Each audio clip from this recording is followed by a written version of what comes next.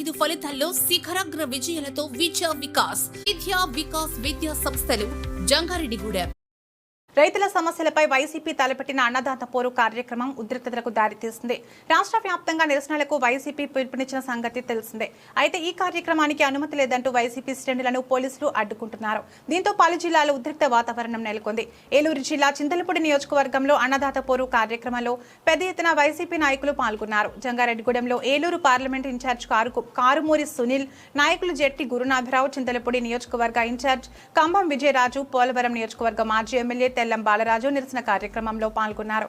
ముందుగా స్థానిక పాత బస్టాండ్ వద్ద వైఎస్ఆర్ విగ్రహానికి పూలమాలలు వేసి నివాళులర్పించారు. ఆ తర్వాత ర్యాలీగా ఆర్డీఓ కార్యాలయానికి చేరుకుని ఆర్డీఓకు వినతి పత్రం అందజేశారు.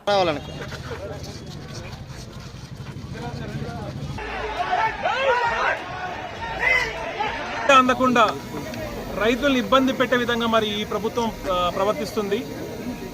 మరి ఈరోజు ముఖ్యమంత్రి గారు చంద్రబాబు నాయుడు గారు మరి వరి పండించక్కర్లేదు అని చెప్పడం అది అసలు ఆయన విజ్ఞతకే వదిలేస్తున్నాము. మరి ఏమంటే 40 ఏళ్ళ ఇండస్ట్రీ అంటారు, కానీ అసలు ఆయన మాటలేంటో మాకు అర్థం కావట్లేదు.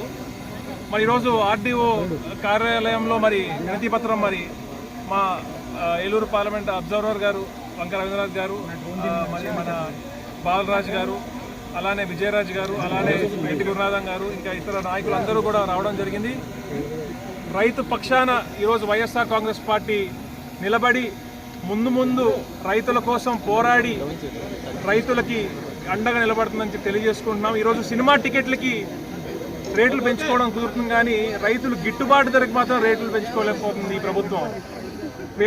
పేదోళ్ళనే తొక్కేస్తున్నారు.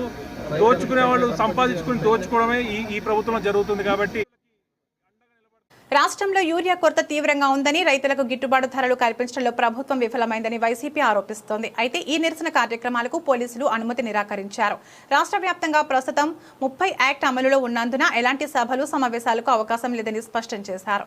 ఈ క్రమంలో ఆందోళనలు జరగకుండా ముందు జాగ్రత్త చర్యగా ఈ ఉదయం నుంచే పలువురు వైసీపీ ముఖ్య నేతలకు నోటీసులు జారీ చేశారు. కాబట్టి దానికి సంబంధించి కార్యక్రమం చేసే మనం ప్రభుత్వం మీద ఒత్తిడి తేవాలని ఈ రోజు వినతి పత్రం ఇవ్వడానికి ఆర్డీఓ అవసరం జరిగింది. ఆర్డీఓ గారికి వివరించడం జరిగింది.